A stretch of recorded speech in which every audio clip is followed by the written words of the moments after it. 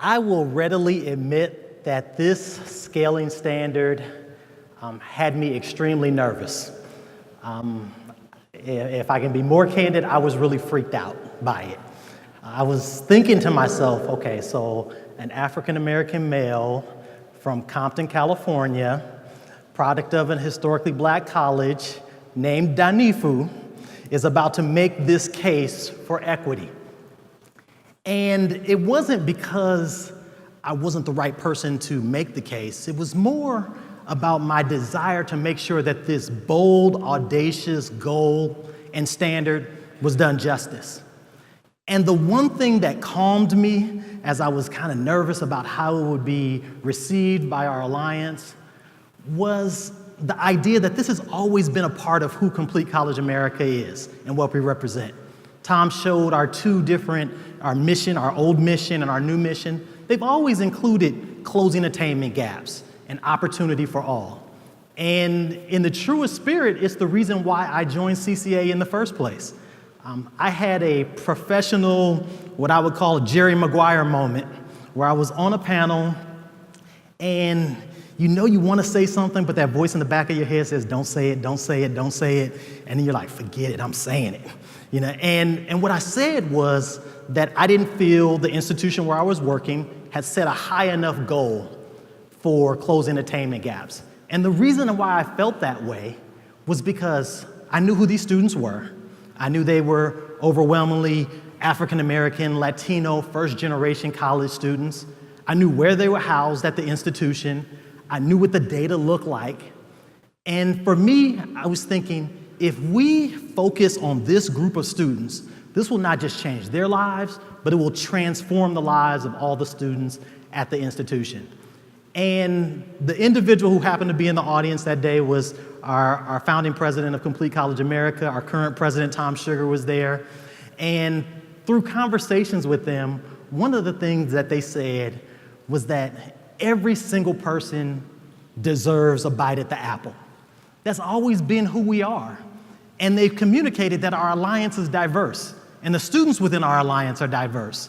So different students have different obligations, they have different needs, and to get them to a place where they can get that bite at the apple, we're gonna have to do different things. And that is the truest spirit of equity. It was also not just about the right thing. Everybody realizes that there's a moral objective behind this. But it's also the smart thing. And I think you've heard some of our panelists talk about this already. Many of you are in rooms frequently where you're talking with legislators about economic and workforce development. You've set these big attainment goals. And the reality is you do not meet these goals unless you focus on closing achievement gaps. If you don't do that, you don't meet these goals, game over. It's just that simple. And so the question continues to be for all of us, how do we move the needle? And that's where you as an alliance come in. We're trying to think through what kind of commitments need to be made to close attainment gaps and achievement gaps. What is it going to take to foster trust with stakeholders that we might not have always worked with? And how are we going to focus our attention where those students are most likely to be served, whether that be minority-serving institutions, community colleges, or institutions that serve many of our adult learners. And when I have this conversation, and I've been in many of your states, we've talked about it, and individuals have said, well, I'm worried that this might be deemed as targeting a particular group. And what I read into that was that they were afraid of offending a particular group. And I get it, but what's offensive to me are single-digit or numbers in the teens of graduation rates. What's really offensive to me are students that enter our campuses with no plan for a direct pathway to graduation. What's offensive to me are students that are graduating with boatloads of debt and no degree. And so, when I think about all of these things, I oftentimes think about my own children and my own son. And he's a Star Wars fan. Actually, side note, I have a colleague who said that I could not incorporate Star Wars into an equity presentation. Blake Johnson, you owe me lunch. But my son came home one day and he didn't do too well on a test. And he said, and it was like 60%. And we talked about it, and he said, well, at least it's not 40%.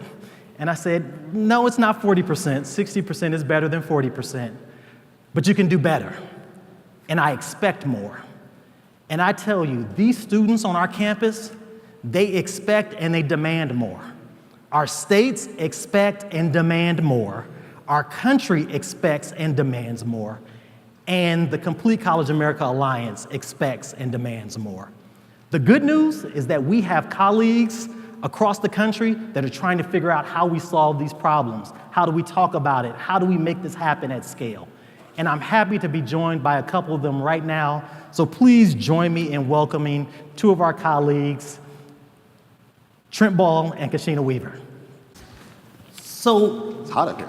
Yeah, it's a little warm. It's a little warm.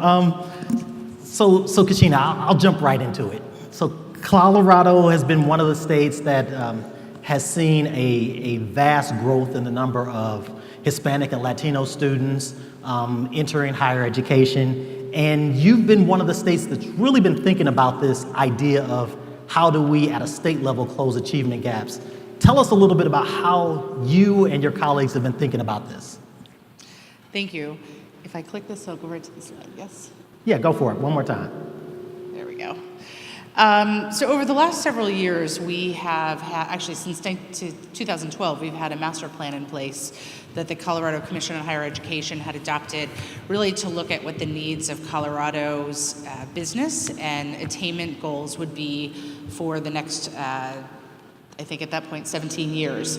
And so we have just spent the last year looking at this data again and refreshing that master plan with fresh eyes.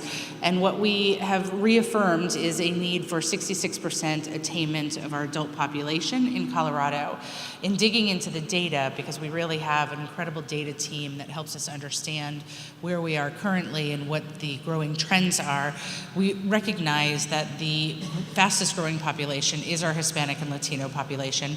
And certainly those in our minority groups are attaining higher education at a much slower pace. So this slide here shows you how our white population is doing, and there is no gap. So if we are looking to achieve 66% attainment by 2025, this shows us that we are going to exceed that goal very easily, and this is just doing what we are already currently doing. This next slide is the one that is a little bit more concerning. So these are our three primary minority populations: the Hispanic population, African American, and our Native American populations. And they are attaining at a much lower rate. And so with those populations growing in Colorado, if we are going to reach our overall attainment goal, we must help these populations be much more successful. And so that is what we're really focusing in on. And with this refresh of our master plan, we've elevated this particular strategy to our second one. And that is where we are placing most of our emphasis over the next 8 years. Absolutely, thank you. And so Trent, you've been uniquely situated to kind of talk about closing achievement gaps. On one end, you are a practitioner in the state of Missouri, and then on the other end, you get to see the 30,000 feet view of what's happening in your role as former board chair of the Council for Opportunity in Education. So tell us, how does that national agenda impact what happens on a campus on a daily basis? Well, everybody has taken this very seriously within our state.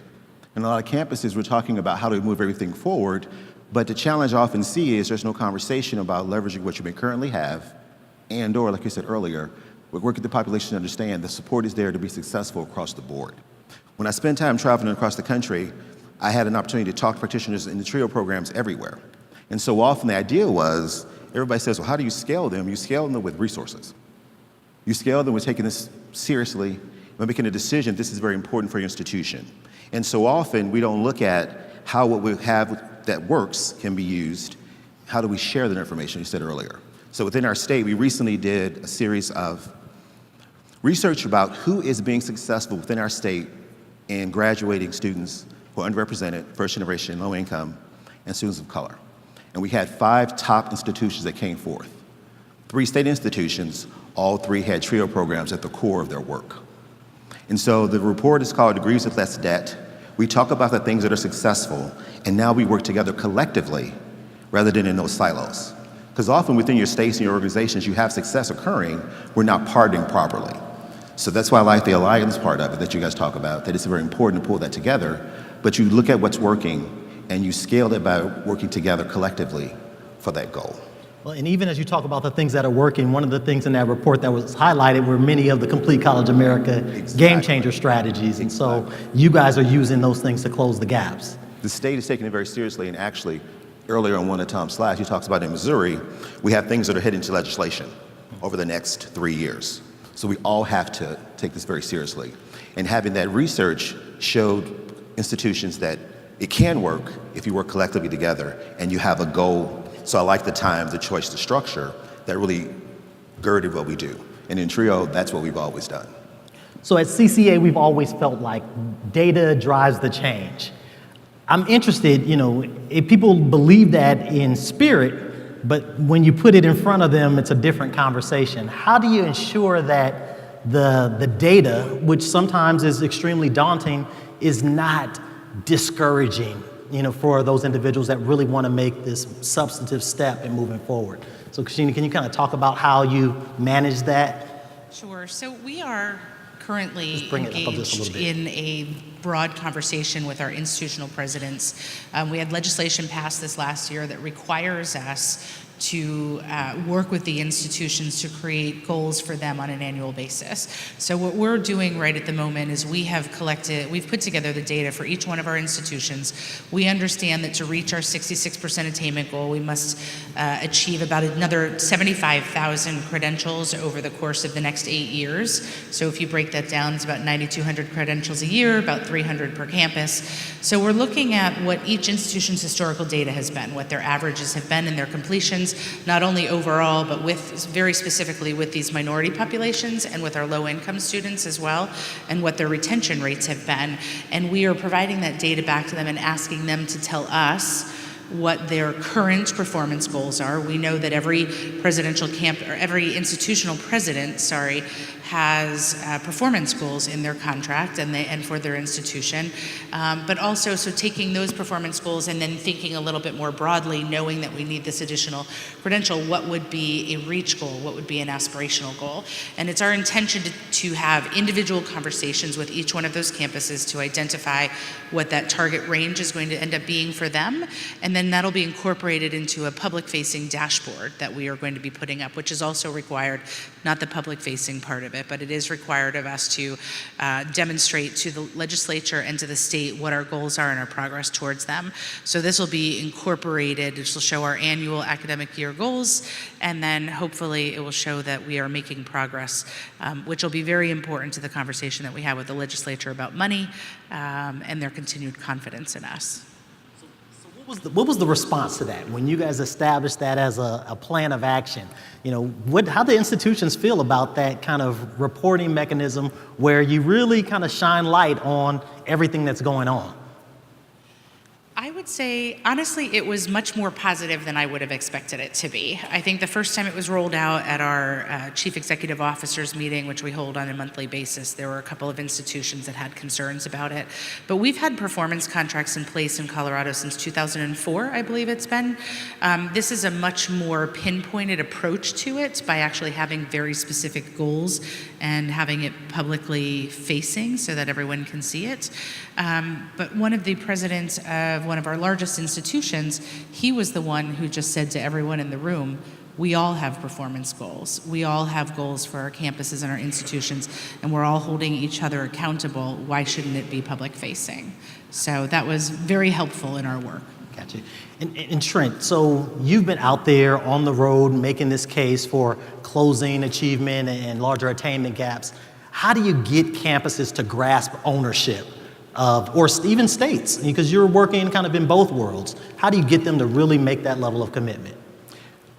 From the data point, I think often people react because they assume it's a judgment on their work. We talk about the success where we actually are, how do we move forward. Within our state, with our institution, we've had performance funding and goals for about 5 to 7 years. Mm-hmm. In the TRIO world, we had them from the very beginning. Mm-hmm. I was thinking, I saw my colleague, Karen from Maine, who worked on the board with me. We've talked consistently about people embracing it because this is what we're going to have to do to hit our goals to be successful, to grow our institutions, to be able to bring everybody to be part of the whole conversation. And so at the institutional level, sometimes we embrace it by discussing why the student came, why the student left. But I'm always concerned about the progress piece. Sometimes we're not successful at the graduation point because we're only looking at the students who are highly achieving and students who are failing. But your true growth is in the middle. I always say we throw our money in education at the A's and the D's. The growth are the B's and the C's. And we ask students why they left. We don't ask students why they stay. And so often we have that conversation with focus groups to discuss that at the state level as well as on our campus. You know, the one thing, and we'll discuss this in our breakout session, and those will be my last question for you before we move into that conversation. But you know, each state is very unique. Each campus is very unique, as I stated. What types of language do you use? Because I think for people here in the audience, they know this is something that has to be done. The challenge and the gap becomes, how do I say it? How do I communicate it? So how have you been doing that in a way that doesn't offend or offends in a way that is productive? I like that. Well, it's interesting that you asked that question. So we are, as I had mentioned before, just finishing up a refresh of our master plan and starting to think about what our action plan is going forward for the commission. And what I have really talked about with my colleagues at the office is it's really a strategic communications plan. And every audience honestly needs a different message. And to just be very blunt in this room, you know, what resonates with the Republican legislators and Republican colleagues is very different than what resonates with the Democrats. With the Republicans, we really have to focus on helping everyone have a pathway to succeed, helping folks or giving them an opportunity to stand on their own 2 feet, to reduce the reliance on safety nets and those sorts of things. The Democrats is a much easier conversation to have with them. And then they're certainly trying to engage businesses and get them to recognize that if we're not successful then with our goals, then they're not going to have the talent that they need to rely on, which means Colorado will continue to rely on importing talent, which is impacting certainly the infrastructure of our state. So we are still in the very beginning processes of that.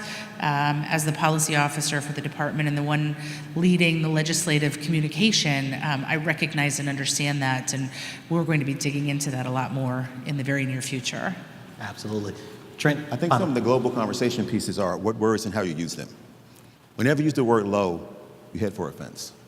I discuss students who have high ability and then high need. We discussed the deficit model being not the focus, but I believe, honestly, they got into your campus, you have a responsibility to get them off your campus and out of your campus successfully. So it's moving that conversation to not use the language that begins people to look down. People embrace the concept of first generation. Low income scares people. But when you say the student has high ability and this high need is going to make them successful, you can have that conversation. Absolutely. Ladies and gentlemen, please join me in thanking our panelists.